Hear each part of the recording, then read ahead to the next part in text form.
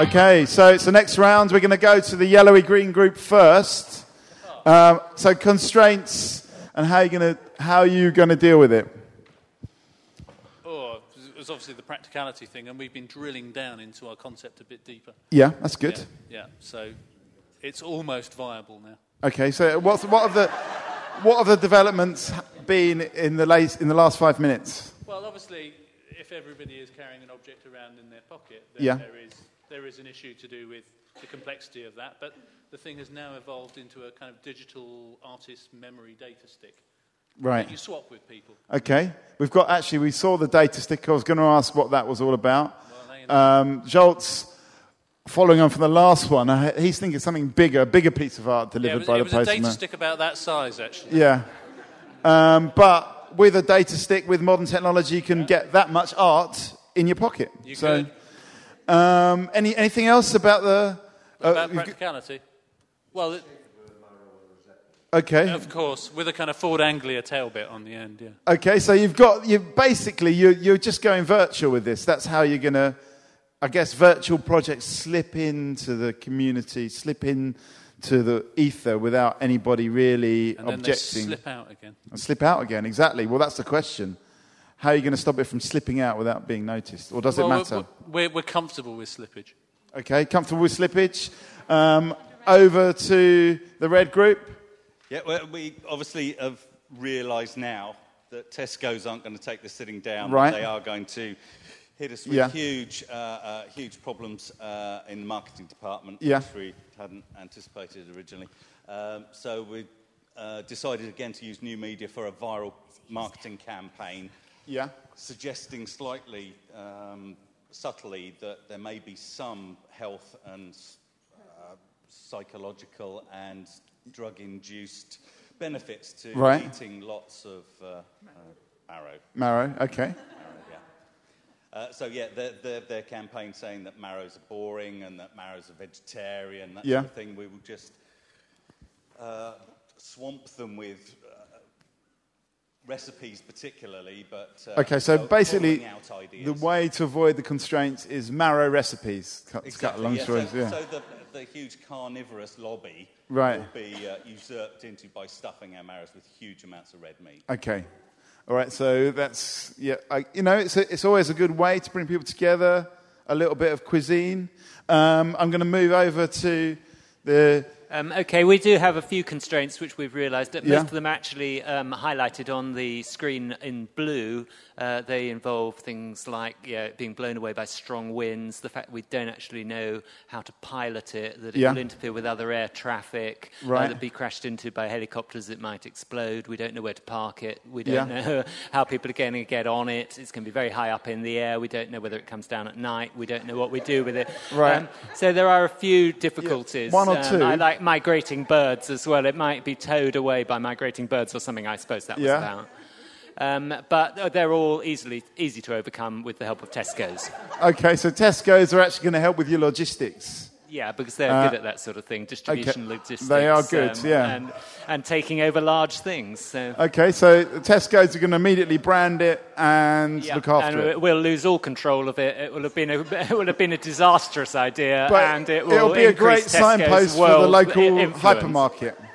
Pardon? It will be a great signpost for the local hypermarket. Yeah, that's right, and that will be almost its only function. Okay, so basically, your way of dealing with the constraints is by selling out. Anything else that hasn't been mentioned here? Anyone else like to raise? Okay, well, any more images, Joel? Okay, so basically, you have got 5 minutes to develop and refine your pitch for the final articulation of the idea. You didn't say that just now. and then we're going to vote on the ideas. At that point, you will be able to vote for any idea, not just the one you've been involved in. So... but anyway, you've got 5 minutes to articulate your pitch to see if you can win the art of committee. Music, please. You can win the rubber check of the art of committee.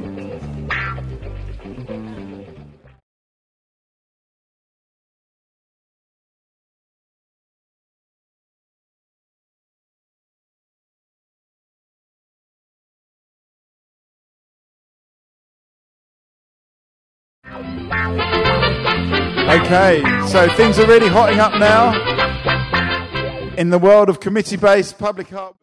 What we're going to do is going to get all the pictures to come and stand at the same time. So can the people from the greeny yellow group come up, give them a big round of applause? And from the red group, I'll give you the yellowy microphone. Well, we did raise a few problems before, but we realised that what we need to do, of course, is encourage the local economy and draw attention to Dorset. So people are going to be in awe of this floating artwork. What? 5 minutes, so that we use up all the time. Okay, clever. And we're going to train people from the local community to fly the airship. So there's going to be a sort of educational part to this. We're going to bring skills into the area. It takes produce off the roads and helps to transport it around the county, especially things in bulk. What, roadkill? No, produce. And also it will alleviate roadkill almost entirely, although all those badges you see on the road are actually shot by people and dumped on the road. Also, we can use it for events like weddings and celebrations and bring people in and hire it out to people for those kinds of things. It will therefore pay for itself, and we can begin to invest in more and more of these things as time goes by. We did also work out we're the biggest group, and if we all vote for ourselves, we're going to win. Oh, sorry. I'm going to hand over now to the yellow group, who's actually the pink group, or the blue group. But we're in green. We were. Our pitch is, we are cheap as chips. Sorry, but Tesco's, you will want to fund us because we are the cheapest. Everyone in Dorset will own a piece of this art. They will make it themselves. They will have it in their pocket. It can't go out of Dorset. Yes. No, so we've moved towards a kind of digital sharing, which kind of infiltrates the whole community and moves on, and people get their little kind of beautiful data thing, and it moves on. And we've also thought about community events like, what did we call it? It was the sack rummaging, which is a particular kind of village obsession that's going to take off. And it's going to be a bit like Facebook, we think. It's going to be viral. It's going to... endless art. It's going to be endless art. It's going to be more popular than Facebook in terms of social networking. It could morph, it can evolve, it can last forever. And our unit cost is very cheap, and Tesco will find that extraordinarily attractive. And Tesco's can sell it on their shelf. No, they can't, because they're going to make it first. And it belongs to all of you. It's beautiful. Yes, it is. Thank you. It's everywhere.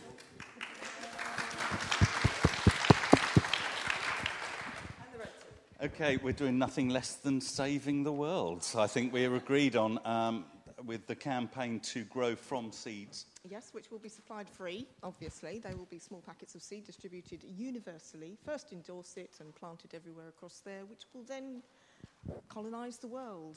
Yes, solving the problem, obviously, once they grow into beautiful marrows of varying different shapes and sizes, to solve world famine, the surplus, of course, going into biomass and various other energy production units. So that's two large world problems solved, hunger and energy production. We're also going to be talking about transport, because once these things grow so large, you could probably hollow them out, and there's your water transport immediately. Put wheels on them, and you could have the most marvellous charabang.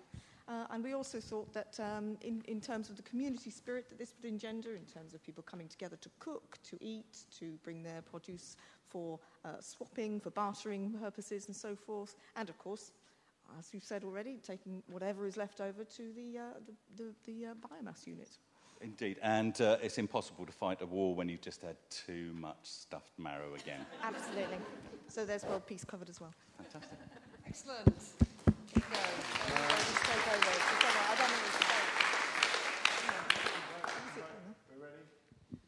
Okay, we're ready for the votes. So grab your voting card. It was very, very simple. We have got a voting machine that reads the cards, but we left it in Shoreditch. So we're going to do this by hand. So if you want to vote for, and you can vote for anything you want, if you want to vote for the floating art of... I ran out of characters. Chips. It's not perfect, this system. It's been developed. If you want to vote for the floating art, hold up your pink card. If you want to vote for the cheapest chips idea, the ambient art in your pocket idea, then hold up the green card. If you want to vote for the marrow power idea that's going to save the world, hold up your yellow card. Can you vote now, please? Face them our way. We need to see over here. Okay, strangely enough, the yellows have all voted for themselves. Oh, they have all voted for themselves. When we do this with kids, this never happens, you know. No, kids are much more egalitarian about the whole thing. We've got one dissenter here. I like it. Some people have been persuaded, but as that was the biggest group, I think they've won. I think the blue group have won it on the basis that they're the biggest group. So well done. Give yourselves a big round of applause. So, very interesting. Okay, we've got some visuals here. There we go. There we go. That's an illustration of what the combination of some of these ideas might look like. A Zeppelin marrow taking down Tesco's. And I think that just goes to show how art by committee can actually get somewhere and can actually... So, you know, I think I've proved my point there. So give yourselves a big round of applause. Hey. That's it. Thank you very much. We'd like to just hand back to Kevin for the final thoughts. I'd just like to say thanks for everybody. And I think, actually, whilst that was great fun, it does actually show how effective you can be as a group, no matter what the outcome is. And I think more of that in Dorset, please, because I think it will make a real difference to our communities. So once again, thanks to everybody that's taken part today. And we look forward to the next chapter of the Dorset Design and Heritage Forum.